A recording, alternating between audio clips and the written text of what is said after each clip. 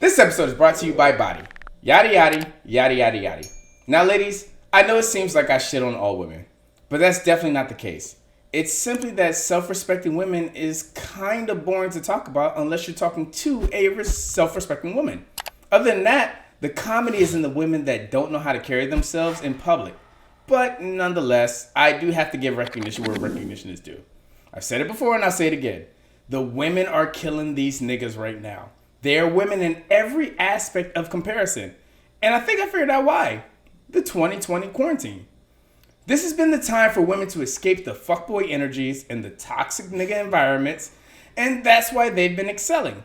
They've had time to work on themselves and perfect their crafts. Shout out to you ladies. And I'm sorry in advance, because once this cure comes out, we're going back to fucking up your energy. Now let's start the episode. Our sins and woes. Our sins and woes. Our sins and woes. Welcome to episode 30. Oh shit. 34? Yeah, 34. Welcome to episode 34 of the Sins and Woes. Oh god, I'm sounding like Joe Budden. Welcome to episode 34 of the Sins and Woes Podcast, a podcast where a bunch of dumbass millennials talk about their dumbass perspectives, their dumbass opinions, their dumbass mistakes, and their dumbass complaints. I'm your host, Nelson. Thank you for joining me today. Yeah, at least I got that part off. Finally. Shout out 795 Production. Gang, we in this bitch. Gang, every episode, every fucking time. Shout out one of my coworkers. I ain't gonna say his name because I don't name drop, because I've told y'all before, we don't name drop on this fucking podcast unless you're one of my female guests. Then you name drop. But I don't name drop. So shout out one of my coworkers because he listens to every fucking episode. And it's hilarious because where I work, he walked in and said, man, it sounds like we need racial sensitivity training in this, this establishment. As he looked at me and said it. And I was like, oh, wow, you're referring to episode 30. Yeah. Wait, that was in the last hour and 45 minutes of the episode. Oh, shit, you watched all that? But then he also said when he watched the last episode with Sarah, it was... I ain't gonna say what he said on air. But that was disrespectful, but it was funny shit. But he did say some funny shit. And he was like, yeah, I had to watch an episode. I had to do a little dive. To say the least. So shout out to my coworker. You know who you are. Because you'll probably be listening to this on your way to work. Shout out to iHeartRadio, because I'm no longer beefing with the Breakfast Club anymore. Hey. The Breakfast Club beef is over. I fuck with those niggas. Shout out to Charlamagne the Guy, Angela Yee, and DJ Envy. It was one-sided beef anyways. Look, one-sided beef is still beef, alright? Just saying. Shout out to all my exes that are listening to this on Apple Podcasts, and shout out to the fuckboys that are running back and telling them about what I said in this episode. Mm-hmm. Shout out to my exes. So, as far as shout outs... Wait, hold on. You're forgetting one. Now... Let me do my math. M&C. What? Mac and cheese. No, I can get that one off. Oh. See, you fucked it up. What's your role here? Okay. God damn it. I can definitely get that one off. As far as shout outs, that's all I got. Let me go ahead and introduce my guest today. NonPareiL, you back again. I'm back. Before we go ahead and get into this, we're going to act for the next couple of seconds that you are here on behalf of Team Fanswap. Because I want to say a huge shout out to y'all for that Thanksgiving fucking man, that shit, that giveaway. I'm glad. First of all, I'm glad I got to be a part of it. Yeah, it was an amazing experience. Appreciate you for coming through, man. Yeah, whatever. I ain't had shit better to do. So it was a great experience. I'm always about giving back to the community. I love charity work, and not charity. I love. Let's just stick with it. I love giving back. Yeah. So that was a really nice experience, especially for me to be new to the community. Yeah. That was really dope. And y'all did y'all fucking thing. Bro, 1,000 boxes in 1,008 boxes in under an hour and a half. Yeah. Like. Oh, and they was lined up. And we had to turn them away. And we was giving some people 2 boxes for like 15 minutes. Well, when you roll up in the car with 8 people, like I expect there's 2 families. It was like, all right, you can't, 1 box is not even gonna do it for you. But it was dope, man. It was definitely like a a different type of space. Like I almost cried that night. You know what I'm saying? It was like, yo, like I don't know about all that. I don't know about cry. I'm telling you, like. I mean, you was taking it from the pallet. I was putting it in the car. You know what I'm saying? It was a different experience for you. All right, you're right. I was doing the heavy lifting. You was doing the emotional. Yeah, response. I was doing like, yo, you know what I'm saying? I got to respond to that part. But nah, man, just to see like them like thank you that much, and just for you to know that it's a nigga. We are 5 minutes into the episode, and you already getting phone calls, bro. And you thought I was gonna let that slide? So you try to ignore the shot of that so fast. You see what he tried to do. Yeah, man. But nah, it was a great experience, man, and it was something that we had the mayor, you know, out there handing out with us. Definitely shout out. First of all, she's hilarious. She's great, and I watched her interview Michelle on you guys on you guys' YouTube page. Yeah, and I was like, I did a little. Actually, not going to do that because I don't like politics on my show, so I'm not going to dive into that. But after watching her in that interview and then meeting her in person, I'm like, I like her. She's cool. She's very down to earth. But it's not even like phony down to earth. Like no, like 100%. Yo, like I can cut up with her like you would cut a up homie with or like an aunt or something, you know. And it's I don't know if you want to say the mayor is your homie, but. I'm saying I get you. Yeah. but nah, she's great, man. Yeah. So it was just good to do that. It was good. Nah, it was dope. And you see, like, I don't know if you noticed, but like when y'all were taking pictures, I was kind of like off to the side because I don't like being involved in pictures when it comes to like I'm here to help and get out the way. That's it. But y'all were doing something on behalf of y'all brand, and that was nice to see. It was nice to be a part of. And then y'all welcomed me with open arms, and I appreciate that. It was great, man. Appreciate the help. Yep. And now that you're no longer here on behalf of Team Dance, let's get into the shit. Relationships. Nigga almost spit out his damn drink. Yo, that's definitely a moment where the camera widens on him. The order is funny. Like that's a funny order. That's cool. Yeah.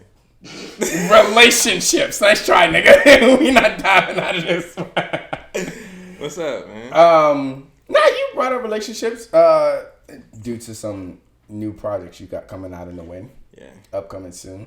Yeah. And it's funny you brought that up because when you mentioned that to me, I was just like, nigga, what the fuck? Why are people still talking about that shit? But my energy is like... It's regular. No, it's not. It's normal.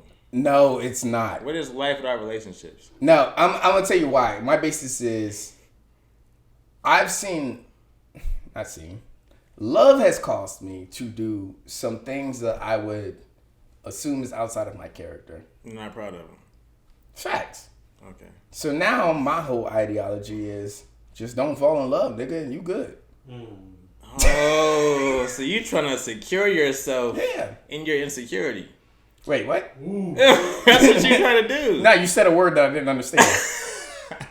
You said, I don't really... Oh, I know what I said. Right. Every word that I said registered with me. So you don't believe what I said associates to what you said. I don't know what you said. I said you're trying to secure yourself. I understood those words. Within your own insecurity. And see that last word I just didn't get. I just don't understand that last word. It doesn't register.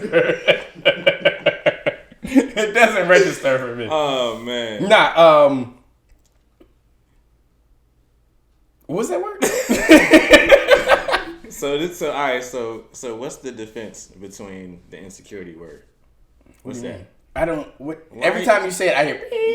But that's a defense. If you don't hear it, then that's a defense. That's what I'm saying. Is that how that works? What do relationships do to you? Why are you scarred? That make me vulnerable. That's what I'm saying. That's not an insecurity. I'm not saying. I'm very secure in being vulnerable. You can. I said secure in your insecurity. Vulnerability is not secure. Wait, what? It's not? No. Wait, if you're being vulnerable, you're being insecure? No, I think that there's a security in being insecure. I think that being vulnerable is insecure. If I'm vulnerable, I'm opening myself up to you. Facts. Or something that because I may not feel be sure security of, within you. But I'm secure in the fact that I can allow myself to get to this point. I keep hearing you say secure in this description, but I don't understand how that correlates with insecure. Because... Oh, shit. I do know the word. But I don't understand how it correlates with being insecure. I mean, I don't know exactly like how it correlates just within itself. But I'm talking about just what I'm saying is you're secure in your insecurity, which meaning that you allow yourself to get vulnerable when it comes to relationships, but it takes something out of you. Like it brings something different out of you if it don't go your way. If it don't go your way, you know what I'm saying, then now you gotta act different. But I'm looking at it like if I'm in a relationship and I'm being my most vulnerable self, I'm being the real me. That is literally what the statement being your most vulnerable self is. So I still don't understand this insecurity word. I mean, I'm not going to dwell on it. I was just saying, based on what you said, you said something that was like, all right, it sounds like he's being secure in his insecurity. Oh, no, it just made me do some things that I didn't think I was capable of. I'm insecure too in certain areas. You keep saying this word like I'm supposed to relate to it. It's a show, Issa Rae. I'm done with that word, yo. Let's move on. I never watched it. Yo, the album is called Rehab. All right. Rehab is the album. But no, a lot of my personal experiences or relationship experiences have made me look at relationships a lot different, because I used to be like, I need some kind of comfortability in it. I need somebody to relate to. I need somebody that's gonna go through these struggles with me. I need somebody that's going to help me ride the wave.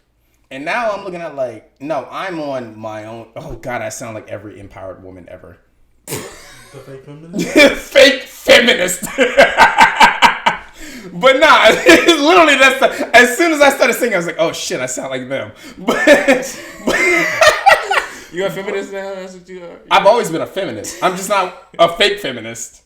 I'm real culture feminist, not fake feminist. Not 2020 feminist. But no, I don't have to go out of my realm to find all that happiness. But I need somebody, if I'm going to include you in my life, you got to be willing to complement that happiness. I'm going to be successful regardless of whether you're there or not. But I don't want you to get in the way of that successfulness, and vice versa. I don't want to get away of your successfulness. And the train God damn, I got to stop saying train. The wave I'm riding right now it's secluded to a certain amount. Yeah. There's a certain amount of people that have to be willing to ride that wave. So that's why I check it up to I have time. I'm too busy. And if you don't understand that, then that's the issue. You're too busy. I'm always too busy. Everybody's too busy. I don't want to hear that shit. No, everybody's not too busy. All right. Dance challenges on TikTok don't make you busy. I gotta stop throwing shots at TikTok. I don't know why. Also, you can find our Sins and Woes on TikTok. We're now on TikTok, dropping clips from every episode that comes out. That was a mean segue. I like that. Gotta get them out. But no, it's literally what it is because I'm too, like, I don't want to be pulled out of the wave I'm at. Like, shout out to my exes, but one of the issues that I ran into in my last relationship is I felt like I was trying to be, or felt like I was being pulled out of something that I was still building. Like relocation. Hold on. Because of relocation or because of just relationship? Because of relocation. Oh, okay. The relocation was something that was mandatory within the relationship. And I was like, no, that's not an option for me. Yeah. And I don't like to be pulled out of the wave that I feel like Is that because you're a man? Like, you don't want to move because it's a woman that's taking you. What? You home? I will always move for a good woman. As long as she's in support of what I'm doing. You a real feminist. I'm proud of you, man. Yeah, 100%. Yeah, I believe you now. Equal. You miss me at equal plus. I've said it before. I'll say it again. I'm all for equal. But then when you go into CVS and say, why do I have to pay for my tampons? I'm ready to fight you. I wouldn't really fight a woman. But like you get the hostility behind what I'm saying. I love you women. And I made that very clear in the paid programming. But no, that's there's certain things certain elements I don't want to be pulled out of because I feel like I'm making a wave for myself, and I'm figuring out this wave, and every day it's a progressive step. So when you're trying to take me out of that element for the sake of the relationship, you're not prioritizing relationships slow you down. Your words, not mine. All right. That's how I feel sometimes. That's why I said it out loud. I understand that. I feel like sometimes I gotta slow down because of that. Because of the relationship or because of everything faster, else? like, and I move at a faster pace. Outside of the relationship or within the relationship? When I'm not in a relationship. Like, when I'm not in a committed relationship, I move at a faster space. I get more accomplished. So that's fucking AC decided to kick on right now. I mean, it's irrelevant. The AC felt it, I guess. The hostility and the toxic masculinity that was going on in this room. That's toxic. Yo, it's always crazy that toxic. everything is toxic that becomes from a man is toxic now. Yes. It's just a man. No. But it's not toxic. I don't like Poison. That. I don't like that word. Who sung Poison? You're welcome. A toxic man. 5 toxic niggas. Was it 5? 4? 3? It wasn't 3 toxic niggas sung Poison. Yeah, and then every nigga danced to it. You're welcome. What was it about though? Women. A big butt and a smile. You can't trust it. That girl's poison. Is that how that song goes? Yes.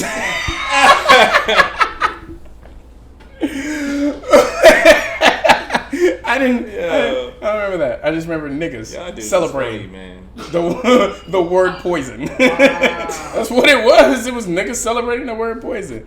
But nonetheless, I feel like I'm moving at a better pace outside of the relationship unless I come across a relationship that is complementary to the pace that I'm moving. And a lot of them aren't. Goes back to what you said. You feel like relationships have slowed you down. Committed relationships. Wait, what? Oh, I see what you did there. Relationships. So one night stands don't slow you down. Relationships. They keep you on pace. Relationships in general helps build the process. I see how fast you ducked that over. But go ahead. Go ahead. Get your shit out. But committed relationships, like when it comes to romantic relationships, that can, because it's two different people trying to like infuse their whole life. You know what I'm saying? It's different than just like somebody getting a piece of you. It's like, all right, like you want all of me, and I'm expecting all of you. That can slow us down. That's how I've experienced life. Put it like that. What did I say last night? Cohesively, I can't remember. It's cohesively fuckboyish or some shit like that. But it's like you're trying to cohesively be in sync. In sync? I'm Not saying sync? like, what's the word I'm looking for? I don't know. Desynchronized. Cohesively desynchronized. You guys aren't meshing together, but you're not meshing together at the same time. I'm saying like I pace. shouldn't have to force to be in your world. It should just naturally be. So if it can't naturally be right now, then that means I'm better off just going on my own journey right now. That doesn't mean it's that forever, though. Nah, I don't believe in that. I believe in marriage. I believe in that. Wait. It's not next year.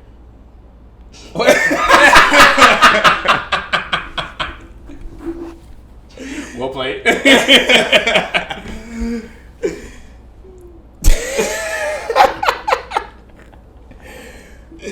Going back to me saying, you good? I'm good. You spilled a little? Did it? Going back to how I say I am busy right now. I think it's because I think one of my conversations that come up is I will value your worth as much as you value your worth. So how are you judging how they value their work? By how much you're trying to include yourself. Your worth to me. Okay. Okay. Should have iterated that. But I'm valuing your worth to me off of how you value your worth to me. Yeah. So if you're saying like, hey, whenever you get free or anything like that, cool, you just hit me up. Whenever you get time, you do it. I'm like, okay, well, you gonna find something else, or you don't think you're important. Okay, I'm gonna keep it moving. But when I come across somebody that's like, hey, I get it, you're busy, but like, while you're doing this, why don't you try and invite me over? That'll swing me a whole fucking different way. I'm like, sure, I'm on my phone and make a call. As somebody that understands that and will still make the effort to let you know, yo, you're not making the effort. I mean, it's not you trying to put that work on them, but it's still like, okay, I get it. I should be doing this if I want you around more.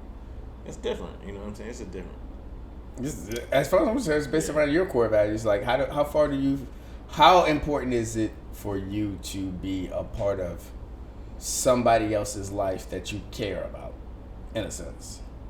Like, if you feel like this person is somebody that you vibe well with and you feel interested in, and you don't feel like they're making time, is that important to you? Is that time that you want with that person important? I feel like we're talking about my next album. Yeah, this is Rehab, man. We keep talking about love, man. I'm getting emotional. You're the one that brought up fucking relationships. I almost cried just now, nigga.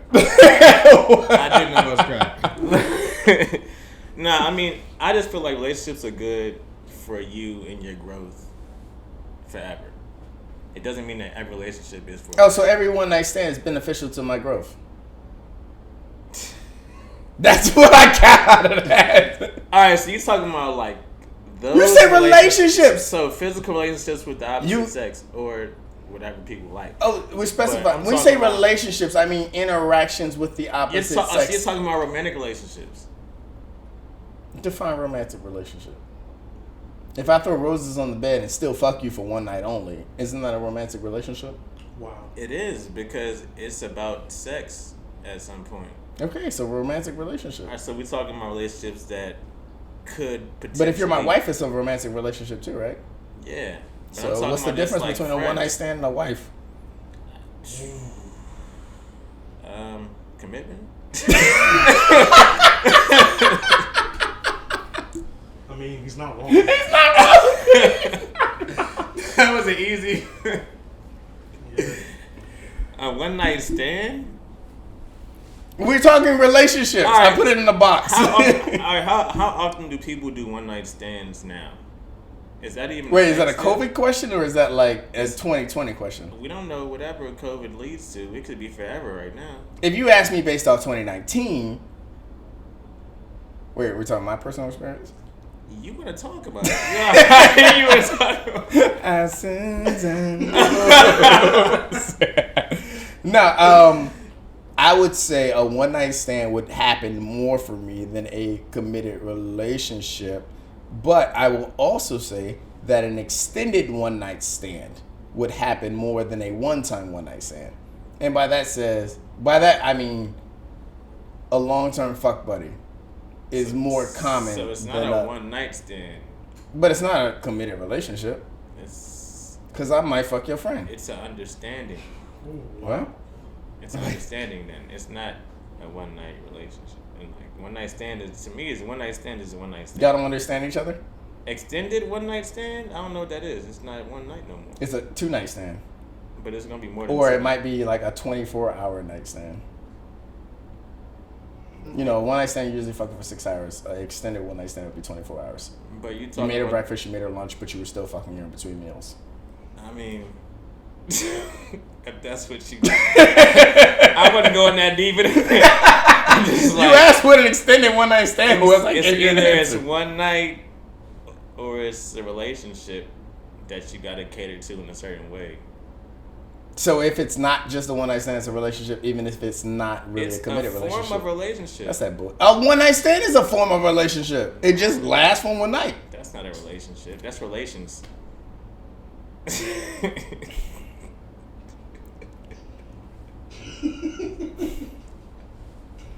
Go ahead and say it.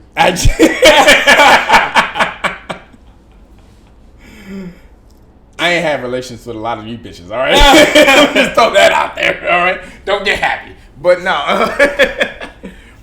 I guess. But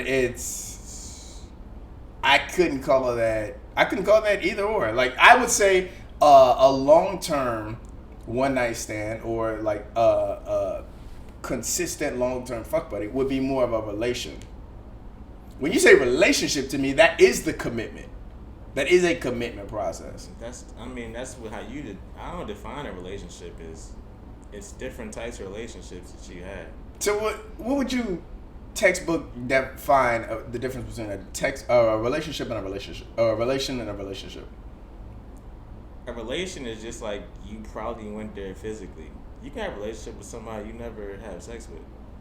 You can have a relationship with somebody you have sex with multiple times. But you can have relations with somebody you never had sex with.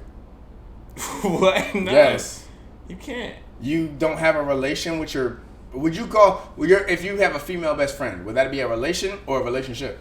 That's a relationship. I would disagree. But that's the way I determine. I put more value in a relationship than relation. So it's different. If you're my best friend and that's a female, relate to you. I mean, that's how you use it. I just... What? I don't use it that way. Relations to me is like, that's physical. If you say I'm having relations with somebody... No, that's love language. Physical touch. Right. Yeah. No. No, not just physical touch, or you talking about... What you talking about? It's different things. It's different things, is what I'm saying. I'm saying relations to me is physical. I get it. You're saying if it's only sex, it's a relation. It's a lot you can do in a relationship. Yeah, I've always held relationship to like that's the commitment. I'm not gonna say I'm in a relationship with that woman if we go out on dates. In a relationship is different. Saying we have a relationship and we in a relationship is different. In a relationship is like a committed relationship. When do you say I have a relationship with her as opposed to I'm in a relationship with her? We have a great relationship. Okay, I see. See what I'm saying? We'll play it. Well, fucking play it. I'll give you that. Alright, enough of that. I don't know enough of relationships. No, this is your shit. And I'm still in my bag right now. I'm trying to figure out when I would ever describe somebody as like, I have nigga, Corona? No. You good? I'm good. You sure? I'm positive. He coughed? I just cleared my You just heard? You have... I'm gonna let you live. It's never a time where I would say I've had relations with her. Okay. Would you ever say that? Use those words? No. That's like some... So what would you say instead? I fucked. Honestly. I fucked. No, you can say like, yo, You said relations is physical I would interactions. say like, I talked to her, or I messed with her, or I came across her. You know, that's what I would say. All right. You're trying to be politically correct. You're just like, I see what you're doing now. That's how I would say it. I smashed. That's the word you're looking for. I would never use the word smash, yo. I never said to my mans, yo, I smashed. I never said that. Case, have I ever said that? I don't say that word. I never say that word. So what do you say instead of? I had relations? Nah. If somebody asked me something, I'd be like, yo. Ask her? She's real chill. This is why I hate niggas. This is why I hate niggas. Because what you said is, I don't know if she your friend or if you fucking her. You shouldn't know. That part. Fair enough. Fair enough. You wanted to get into addictions. Oh, what the fuck? What? You wanted to talk about addictions. It was a horrible segue. Because we were talking about smashing and fucking. No. I want to roll with it.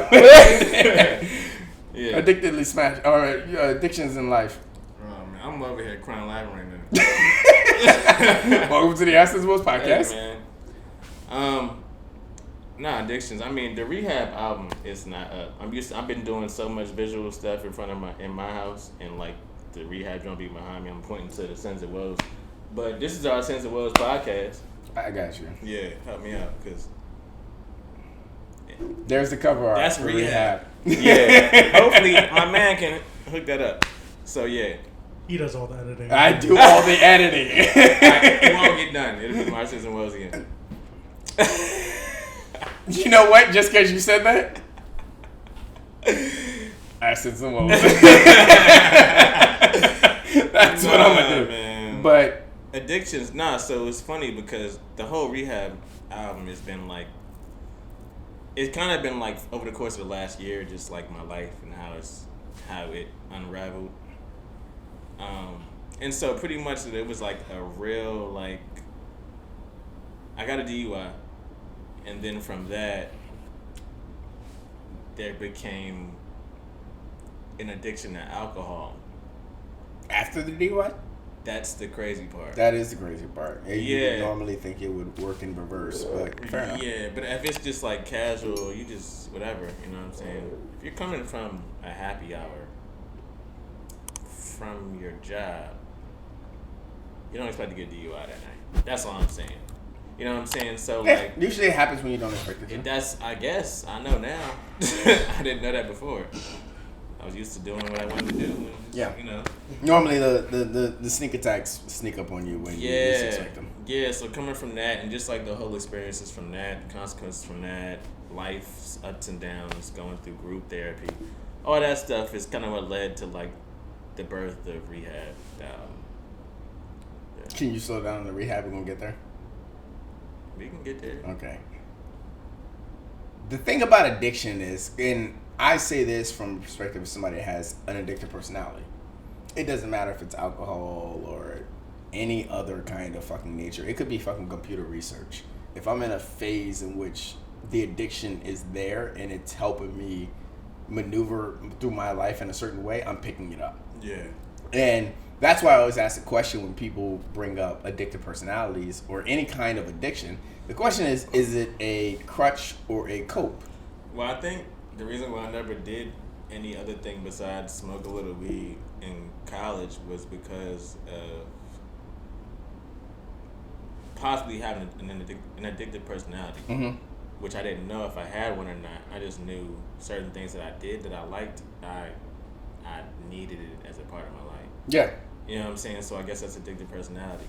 So mine's is because I can't. First of all, I would never say on this podcast I'm an alcoholic or anything like that. But I've had stages where I consume a little bit more than I've consumed in previous stages. But it's a phase for me. I think you know you're consuming too much when you consume more than that you do water. Wait, what? If you consume more alcohol than water, you are alcoholic. Oh, no. I drink just as much water after the night. I'm saying I didn't always consume. Okay, no, I understand. No, but I'm asking you the question of if I'm going through a certain kind of, even if it doesn't matter if I can, because addictive personality, I can be going through a rough patch or I could be going through the best stage of my life. But sometimes if I'm on cloud 9 with like my job is great, my personal life is great, I'm in a happy relationship, I'm probably drinking 2 or 3 beers a night. As opposed to when I was down in the dumps, I probably only had 1 beer a night. But I'm in a good state. But it's like it's a constant fight in your journey to try to balance out the highs and the lows. I think naturally, like as people, we don't like to be too much of anything. We don't like to be too happy or like to be too sad. We like to be somewhere in the middle where we can kind of experience both, but it's not relatability. I hate to say it, but I think it's really what it is. But I you think get too high, you can't relate to the people around you. I think it's related to yourself. Like, how do you even know who you are if there's no balance? Doesn't that kind of like make you feel like you out of yourself if it's too great or too low? It's not really you for real, you know? Is it? That's my struggle. I'm only speaking from me. I don't know about you, but that's... I don't know. I can't... I'm trying to think of a time where I'm on cloud 9 and it's like, is this where I want to be? Type shit. I'm not saying that. I'm saying, how do you even say that out loud? Like, this is where I want to be. On cloud 9? If that's what clouds you on? I'm high as a fucking kite. But, and this feels good. Okay. That's not something I would say because I don't smoke weed. But... that would be how you would say it. Out loud. I mean, I never feel that way, bro. I never feel like I'm the highest I could ever be. I don't know what that feels like yet. How do you base off the... and this is going to be a stupid fucking question. I know it like coming off my fucking tongue. But how do you base off like where the highest is if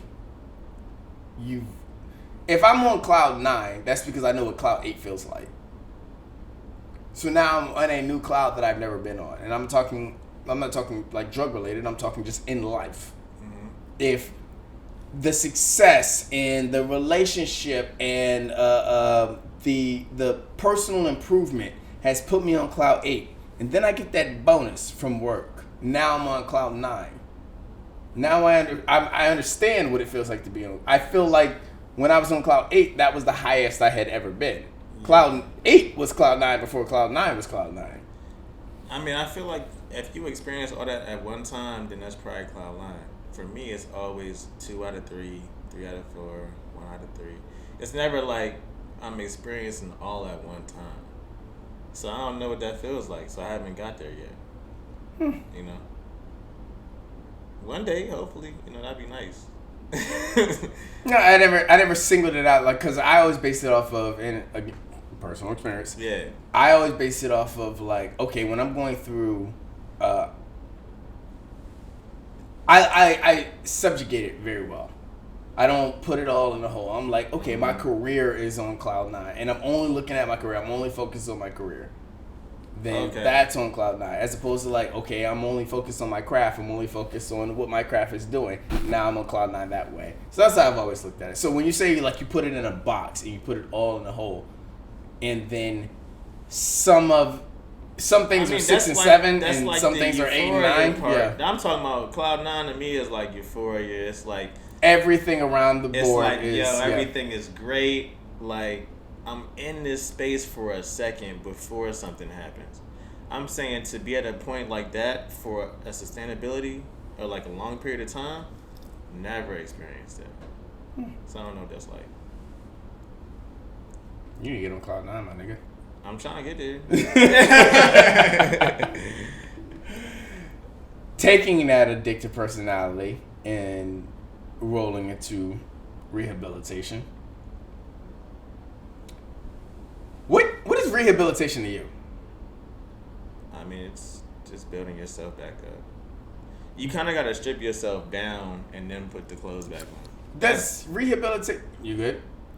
I keep hearing the water moving around in the microphone. That's why I have to ask that. I can't control what the gravity does in the cup. All I can do is move it around the mic. I'm already trying to balance out the mic situation.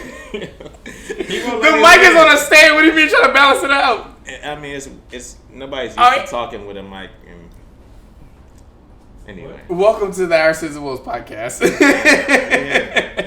But when I hear rehabilitation, I always question, like, does it for me, it depends on what the rehabilitation is about.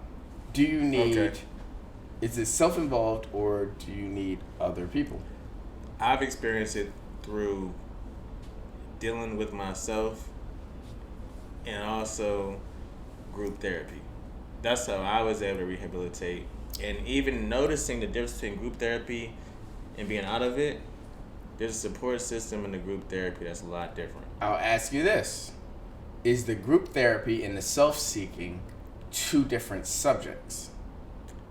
Self-seeking, you're like you finding it within yourself as opposed to you finding it within the group. I think when you can find it within yourself and express it to a group of people that's finding it within themselves, it promotes growth and reassurance. You missed my question. When you're solving the issue, with let me put it like this. Let me ask this question. Do you think there's some things that you can find within yourself and not need the group therapy? For sure. And are there some things that you need when you go to group therapy every week, certain weeks you're mad that you had to come that night because I understand this. This is not a struggle. I know who you are, Bob. Stop talking about your fucking shit relationship with your wife. Right. I'm over it. Like, all right, I get it. Just go cut the grass. She'll shut the fuck up if you do it. I didn't say that, he did.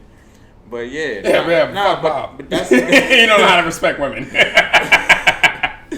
But that's how I feel about it. It's like, I think it's more important that you grow within yourself, but it's also important to have people that you can connect with along that journey of finding yourself. Facts. Yeah. I think I've always held that realm of like group therapy and self-sufficientness. I ain't fucking on my words today. I mean, self-sufficiency. Yeah. Where there are some things, like when I had to personally realize that sometimes being in love will make you do some crazy things. That was something I had to discover by myself. That's not something I could take input for other people. And there have been some things that career decisions that I've made that I couldn't figure out by myself, and I had to take the group take in. I had to hear what other people say. That's why I argue, like, I don't think there's a solution with both when it comes to rehabilitation for whatever subject you're going with. If you need rehabilitation, you either have to find it within yourself or you have to find it within other people. Never both. So you taking the Myers-Briggs test? Myers-Briggs test. I don't know what that is. All right, so you haven't taken it. So then let's keep moving on. No. Explain. I'm curious. So the Myers-Briggs test is like the interpersonal skills test. It's like the test where, like, you know how you operate, like E versus I, right? Extrovert versus introvert. N versus whatever the other one is. Intuitive versus. You could ask me what those are. I could tell you what I am. I don't know all of them. That's why I'm rushing through it. P versus J is like perception versus judgmental. You know, so it's like 4 categories in each. It's 4 letters, but it's 4 categories within each, and you kind of decide what you are based on answering questions. Got it. You know what I'm saying? So, like, I'm a perceptive person, so I'll listen to people before I make an assumption or a judgment on somebody. But everybody's not that way. So you're probably a J. I'm definitely a judgmental. You know what I'm saying? So you're gonna judge before you listen. I'm different. But that's the difference between, like, learning the Myers-Briggs and learning your team. It's no, I'll definitely listen to you and then judge you. Shout out to Brittany Renner. Wow. I didn't see that one coming whatsoever, but no. Yeah, what was the question again? You were talking about perceiving somebody as before judging. No, them. The whole thing was just about the interpersonal skills. I Yeah. feel like when you had teams, you didn't learn that people are different and they don't operate like you. That's how you continue to work with people. If not, you won't. God forbid, I assume that everybody thinks like I do. Then well, a lot of Sins and people, Woes would be a thing. people think that everybody thinks like them. And that's why they can't work with people. When people have issues working with people, it's because they want people to think like them, bro. That's the only reason why you have an issue working with somebody else.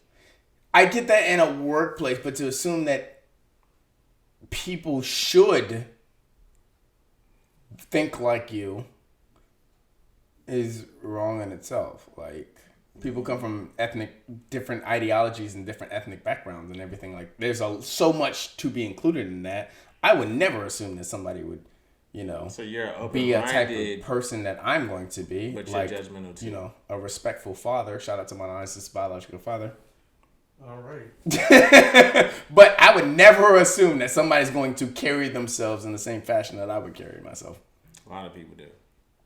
Carry themselves in the same fashion I do? Or assume? Hope and assume that people think and operate like that. Hope and pray is one thing, but to assume is a completely different thing. Combining hope and assumption is very bad. Facts. I agree. So they struggle with working with people. It's hard to work with people whether you are understanding or not. But I'm saying it's impossible if you can't think that people don't think like you. I agree. And my whole thing is because you have to be, and that's something I've had to learn in some prior history I'll never tell you guys about, that you had to work with a bunch of different kind of cultural backgrounds where you have to I always make the moon cricket joke or the colored joke. Those are the things that are like the biggest eye openers for me. When a white person said the funniest black joke I ever heard was moon cricket, and I'm saying, like, I never heard that. But then I realized that you come from a different cultural background. You come from a different fucking hemisphere. Yeah. When colored comes out casually out of your mouth, I'm sitting here as somebody that would be considered above the Mason-Dixon line.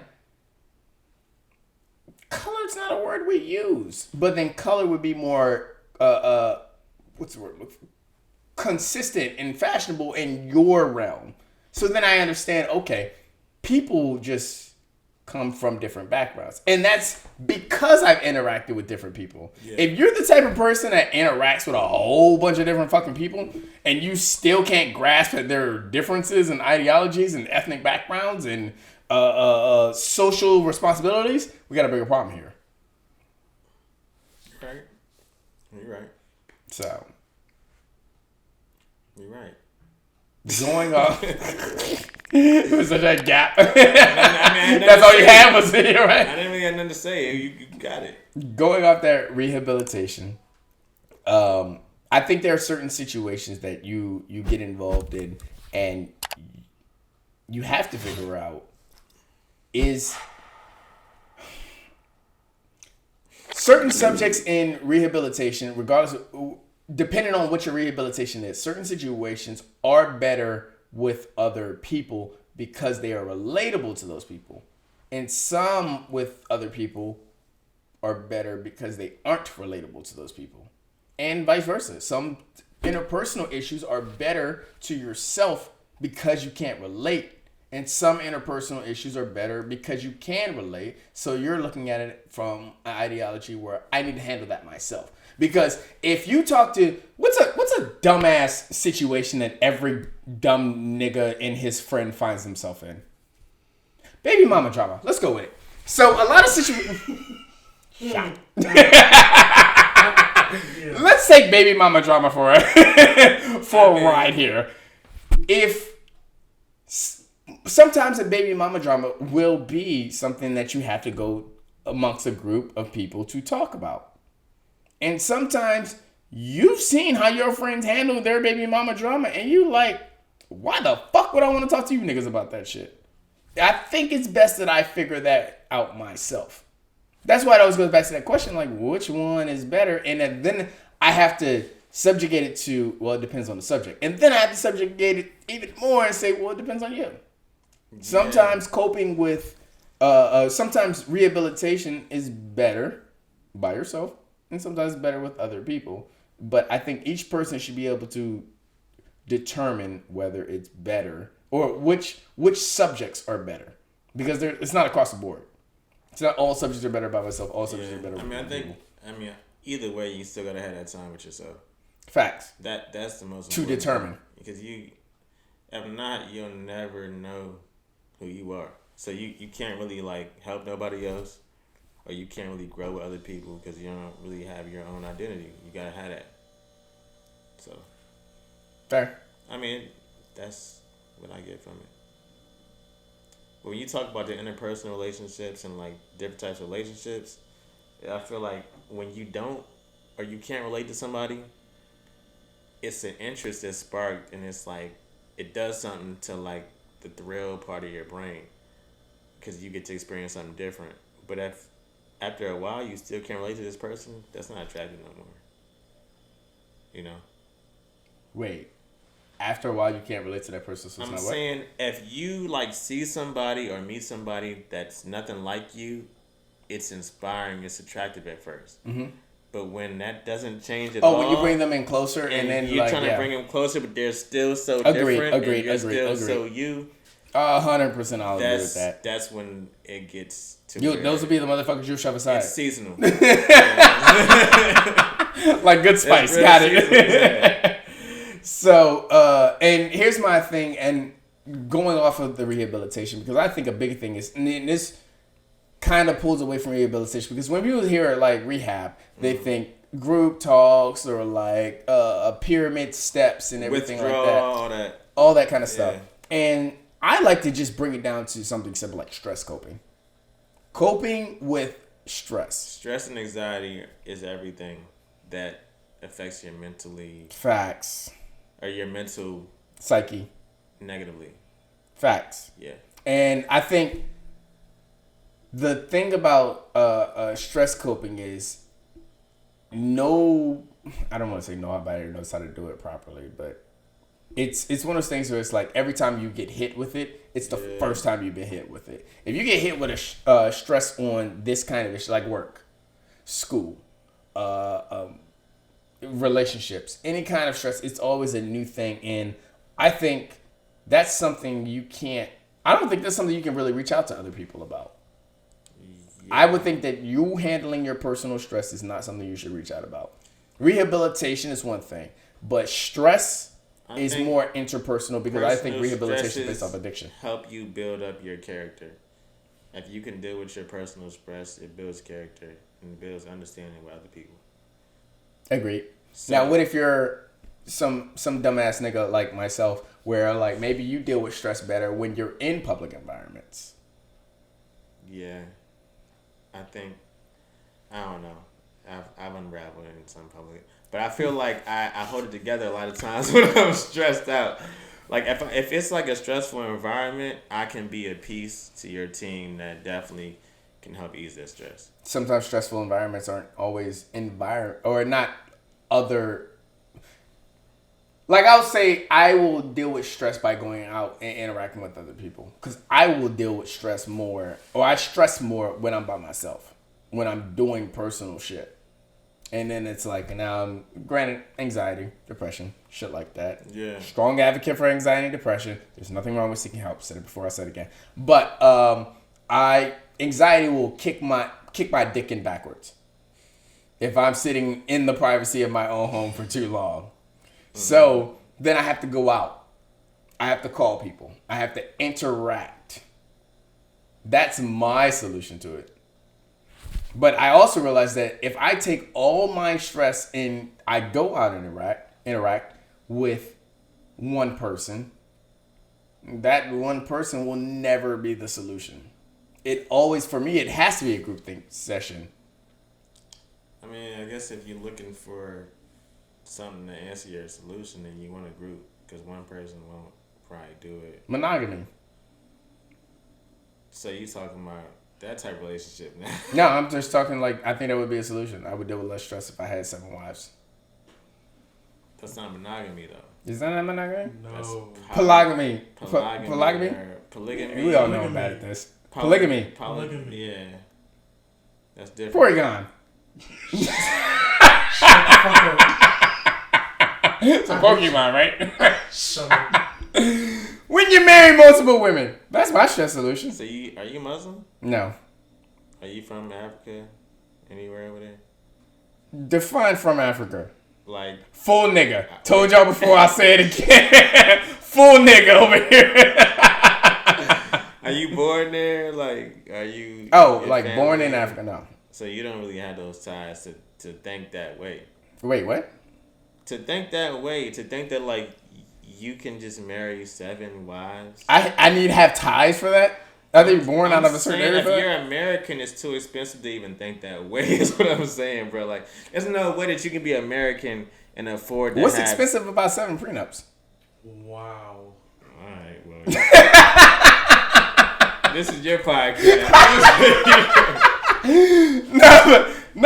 It's more stressful because then I'm going to this for one thing. I'm going for that. You would want to deal with 7 women at the same time? No, I would want 7 women to have to deal with me. So how much money are you making? That's irrelevant. It's not irrelevant. How much love am I giving? Women don't care about love. What is he talking about? Straight facts. Love don't provide security. Love is the most insecure thing ever. Women want security. They don't want love. Yeah, but everybody wants security.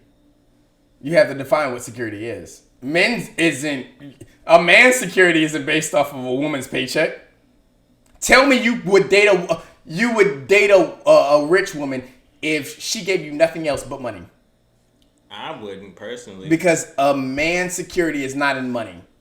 I can see you making that argument for women. I'm not making an argument at all. I'm saying that like if you're actually judging 7 wives being loyal to you, how much money are you making? What's security?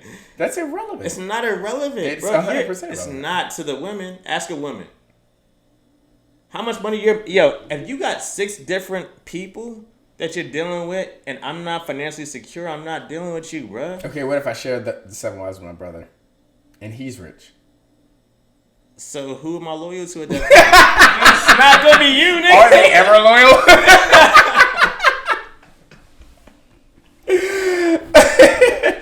I think that's my solution. Is just marry 7 wives. I'm still sticking to that. I'm saying, are you moving from America? Because that's expensive over here. I'm gonna tell you right now. Is it really? Not in Utah. Why do you know this? Yeah, these photographers out there. Why do you keep dogging out my photographer? Shout out 7 9 for production. This is the second time you've dogged him out. It's not him. It's the photographers. They're just funny, yo. I love mean, you're not wrong, but they're cool. I love them, man.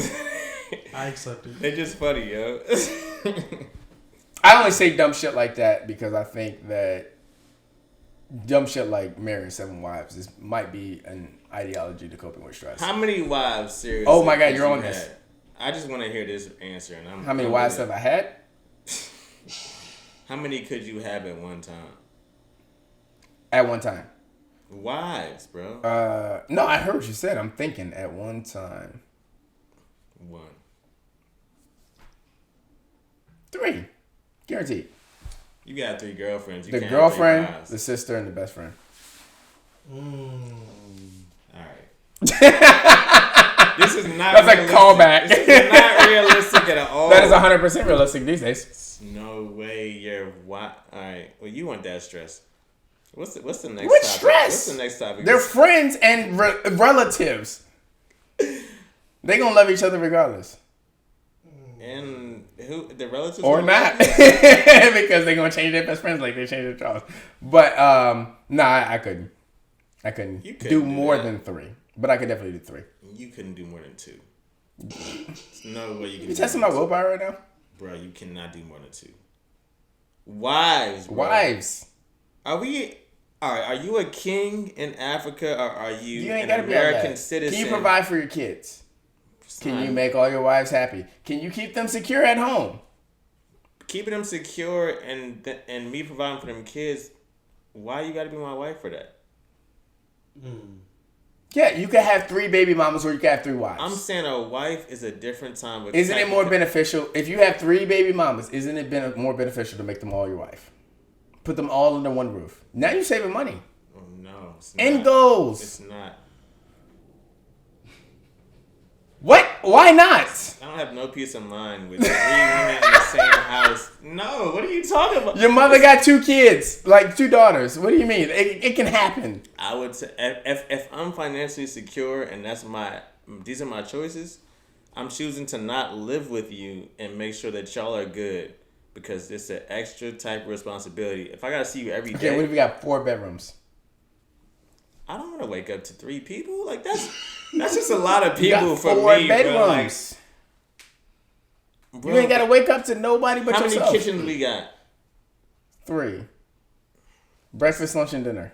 Where am I eating at? That's what I'm saying. Breakfast, lunch, and dinner. This is You're stressing yourself out off of that. What do you mean? I'm not. I don't feel comfortable spending. All right, I got breakfast with you, lunch with you, dinner with you every day. Routine? I don't like routines. All right, and this is why I can't fuck with niggas. This is why the women are winning because you niggas can't deal with standard routines. That nigga's going 3 wives. That's why they ain't winning. The last thing I want to get into is taking all that and you base it off of taking all of the rehabilitation, the stress coping, and where we base it off of. Because at the end of the day, it comes from the older generation, our parents, and people of their ilk and or older. And I realized this thinking about this question where we've never been taught how to properly display emotions. Now, you would hope... Who's going to teach you, though? Your parents. How? By letting you properly display your emotions. Who taught them? Their parents. No, they didn't. You would hope. They didn't. You would hope. They didn't know. What? How to properly display their emotions? No. When you felt sad, do you cry? No. You hold your tears. They don't know how to do Fuck you, nigga. I'm balling. You are, but is your grandfather's balling if he feels sad? There's no way he's doing that. Was he hurt or upset? I mean, I don't know where his sadness came from. I'm just saying. Did he really embody his emotion? No. My grandfather didn't. My father doesn't. Like, you know what I'm talking about? Like, somebody that's bearing their emotion? That's different. To live in that actual state and accept that, that's different. But I would say that's the problem. Is that you can't, because now you don't. They didn't teach you how to do it. But now it comes to these younger generations that are going through all these fucking problems, and they're a lot more open with these problems, and they don't know how to cope with these problems because you've never been taught, and that's where it comes from. That's where the whole argument is. It's like now you step into this realm where your emotions are almost forced to be displayed. And you don't know how to display them because your parents and their parents never taught you. Like, you weren't allowed to throw a temper tantrum at Walmart because you didn't get the ice cream that you wanted. Granted, pick your little ass up, Jimmy. There's nothing to cry about. But at the end of the day, all you want to do is, sometimes a nigga could only beg to cry. Shit, I've been doing it for fucking years. And I'm tired of not being able to cry. Now I just have to laugh through all my pain. Kevin Hart reference. But at this point...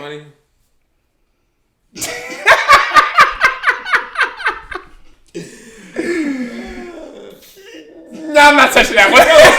Nah, that nigga gonna be in my chatty house box. Wait, pause. He's gonna be in my chatty house. The what is it called? The clubhouse. He's gonna be in my clubhouse app, and I ain't got time to respond. I don't have time to respond to Kevin Hart, the billionaire person. No, billionaires responding to non-billionaires. Yeah. But nonetheless, but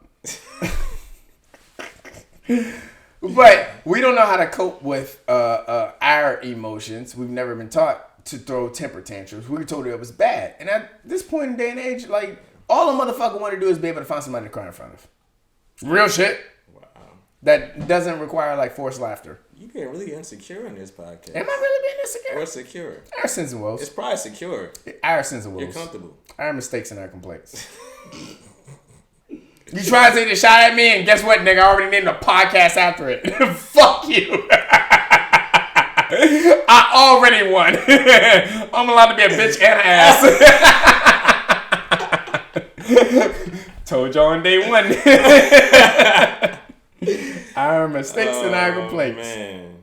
No, that's good, though. But no, real shit. I think we should be able to cry, and I think because, granted, don't get me wrong. The older generation has given us a lot to work with, to progress through. But I think that stigma of not being vulnerable is a big fucking issue because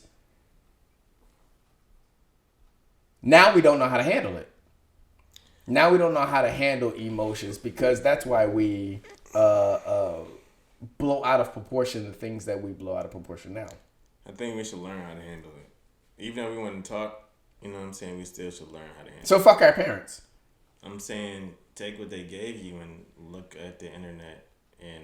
So ignore what they gave you and then move You can type your questions in the internet and they give you answers.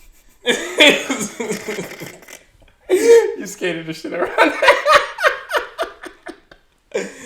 I'm just saying, I feel like you can't blame nobody else for your failures or your successes. You have to just learn it. For your failures, I'm not saying just learn from it. I'm saying learn from yourself. Your lack of exposure, you can blame the people that exposed you to the most. Only after you blame them, and then what? I've done that before, and then after that, then you gotta learn.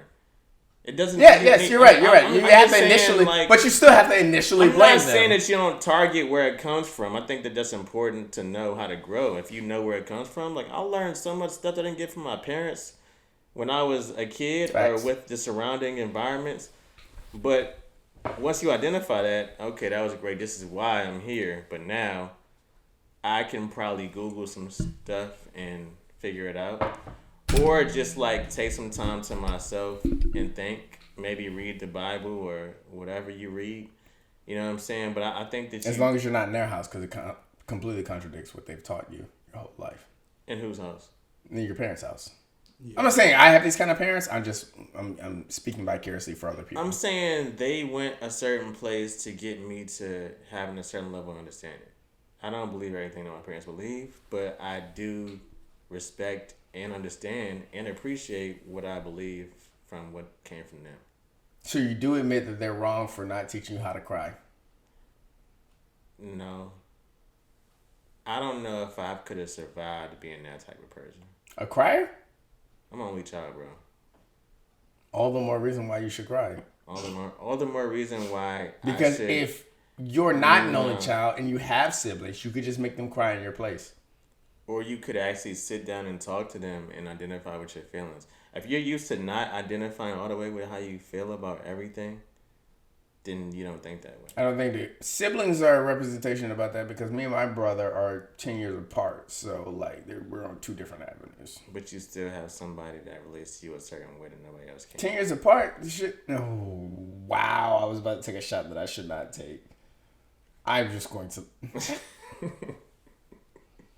Shout out to mac and cheese. But... That's an insider. But... 10 years apart, it's a game changer. I can understand how you're saying, okay, well, at least you have somebody, but 10 years apart is sometimes it can be an aunt, an uncle. Yeah. I mean, I don't know what that's like either. So, I mean, it could be different. I know. Fair enough. My cousin, like my sister cousin, her little sister is like 20 years older than her. They was both at my house the other day. And it was my older cousin's birthday, and it was crazy that she was 19 and she was 40. Yeah, it's crazy. Wow. That's a different experience, but they still have the understanding of each other and their mom, and they're two different dads, but it's still a level of understanding. It's different. It's not always adjustable when you're younger, but as you get older, it's easier to relate. If you're getting older by yourself, how does that feel? You don't know. You know what I'm saying? It's not like it's a lonely state. I give you that. It's just different type of state that, like, I don't ever feel alone because I just grew up differently. You know what I'm saying? But it's just like, it's different to understand. Harder to adjust in a later age when you grow up by yourself. You got to learn how to deal with more types of people when you grow up by yourself. Good callback. Understand difference in ethnic backgrounds. Good callback. Yeah, man. Intended or not. But we'll go ahead and get at this episode 34, plug it away. We're on 34, right? Yep. Oh, God. Well, how we have a deep episode? This is supposed to be a fun episode. Oh, no. I don't know how it got to where we talking about. We were due for one. When's the last time we had a deep episode? Good. A few. Yeah, was it 24? Was the last time? Oh, 22. 22 was the last time we had a deep episode. And before that, deep? Probably DJ. What's his name? DJ Vamp. Yeah. And there was one before that. This is fun. Hold on. I love rolling in the Rolodex. Before. Oh, Sarah. Yeah. Episode 7. So. This is cool. We're gonna get in a nice little bag real quick. I like this. Also, podcast, I can man. completely not be a complete dick the whole episode. But shout out to all of my homegirls' friends who's I fuck. There goes my complete dick. And for the episode 34 plug of the week. Dope ass track. Oh God. Dope ass track by Doogie C called "With You" featuring Jay. It's a dope ass track, and of course, as always, it'll be included in this. It'll be included in the SoundCloud plug of the week playlist. Got it. And here it is. "With You."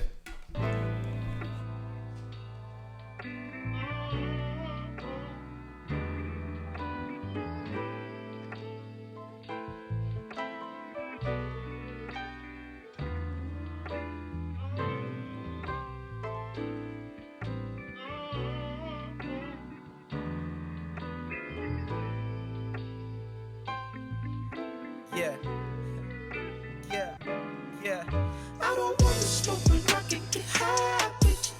We ain't gotta cut fucking, just vibe with you. I thought I'd do something, I feel the bad with you. I don't know if it was got to this time with you. I don't wanna smoke, but I can get high with you. We ain't gotta cut fucking, just vibe with you. I thought I'd do something, I feel the bad with you. I don't know if it was got to this time with you. Hey, pretty girl. across the room. Let me come and talk to you. Sipping on that wine slow, cause later she'll get chopped and screwed. She one in a million, there's a million things that I can do. Ride with you, supply for you. Fly and touch the sky with you. Support you when they doubt it, you. What you heard, cause it ain't me. Just know when you're bound to be one of the greatest. They all make sure people hate me. I was fighting these demons, but God said an angel. That's why I'm sure you can save me. And I'm sure you've been thinking the same thing. Now tell me, can you be the main thing? I swear I think that I'm addicted to brown eyes. Body got my attention, but I stay from her sound mind. And heart full of love, and how she handles her bad time. That's why when I'm around her, I treat it as if it's my last time. The last time we got together, I knew I was never leaving. Falling in love already, and you gave me every reason. If we was together, I'm only yours, and I'm never cheating. Because I recognize someone like you's all I ever needed. That's why I'm I don't wanna smoke, but I can get high with you.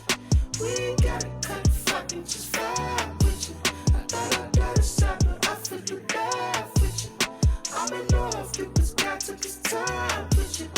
I don't wanna smoke, but I can get high with you. We ain't gotta cut, fucking just vibe with you. I thought I got a stop, but I feel you love with you. I'm in love, you cause God took his time with you. Thinking of you. I've been Thinking of you. I've been thinking about you. Thinking of you. Just know I'm thinking about you. Swear. Thinking of you. Look. Yeah. I ain't got no money, but I wish that I could take you out. I know that's what you deserve. Lately we've been hanging out at places where I still make you feel special with my money low. Staring in your eyes as if I'm trying to touch your soul. I think that I should probably change your name to Honey, how you glow. I can't help that I'm in love. I can't hide it anymore. Call me up when I'm alone or with my boys and I'll answer. The way it's looking, I'm about to change your last name to Jones. I ain't capping, I've been thinking about you 7 days a week. Know your problems got you stressing, come spend 7 days with me. Your body perfect, it's hard not to picture what I do.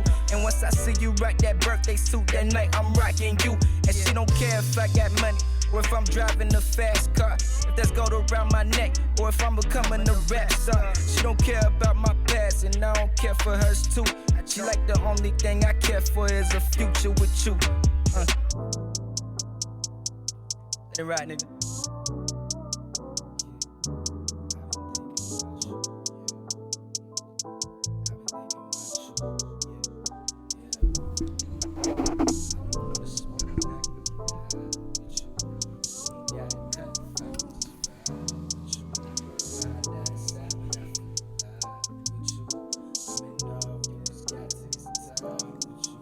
I don't wanna smoke, but I can get high with you.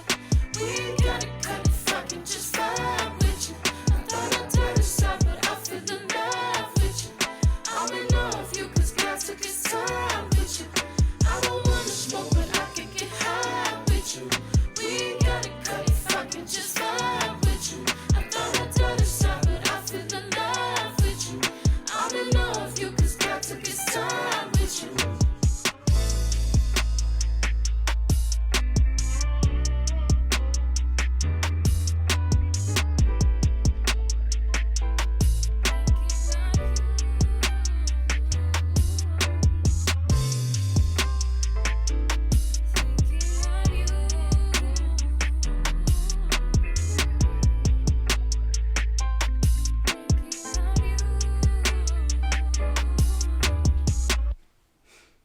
Dope ass track by Doogie C. Make sure you check it out. Witcher featuring Jay. Of course, it'll be in the SoundCloud playlist plug of the week. And shit, what else do I need to say? That is a dope ass fucking track. Make sure you check out Zazzle. Did not give him a shout out today. Make sure you check out Zazzle if you're interested in any kind of Our Sins and Woes podcast merch. There'll be more merch coming in the future, but you guys know what June 2020 is looking like. If you've been on yccentertainment.com/Our Sins and Woes or just yccentertainment.com and browse around, you'll see everything that's coming with that. But super shout out to Dewey C for this dope ass song. Other than that, you got any positive notes, anything positive, or anything else to leave out on before we get out of here? I'm called Rehab. It's in stores. RDSP is December 11th, 2020. Just with everybody, just like paint a picture, man. Just paint a picture for people to learn from, gravitate to, and relate their own messaging. I think that like when you have art, right? Doesn't matter what your intent is for the art, it's what they take from the art. Facts. So it's just making sure that that's important. You know, and people ask me, like, yo, which one people to take from your album? Like, what they want to take from it. It's going to be different for everybody. You know, for me, it's rehabilitation. It's like the different experiences between, you know, the highs and the lows of what rehab is. But I can't tell somebody else what that is. Number 2 can be something different than number 6. Because there's 2 different types, or 2 different portions of what rehab is. But the whole body of work, to me, that's total rehabilitation. You know what I'm saying? So I think it's important that people take from you what they receive, not what you always intend for them to, you know, take. Fair. That's it. I don't know if it's positive, but that's just life. No, that's you know a good message for the people. And piggybacking off of just not what he said, but off this whole episode, we come in here and we have fun. We like to fuck around. You guys know me. I'm going to talk shit about you niggas, and I'm going to talk shit about you ratchet bitches every time. But at the end of the day, y'all know the platform. Pushing messages, pushing agendas, pushing freedom of speech. So we can come in these episodes and we can have some real serious, relatable talk. And my biggest thing about that is get your shit out. If you feel like you got something to say, you come talk to us. Not just me, not just 795, not just the guest that's here, but the audience. Because they want to hear you. Shout out to the Sins and Woes Podcast audience. As I always say, you know we love you. So, wait. Did I shout out my non-existent biological father? Yeah, you did. Okay, all right. With all that being said, to all my millennials. Our sins and woes. Being your age is a sin, and no one wants to hear woes to everybody else. This has been another episode of the Sins and Woes Podcast. Peace.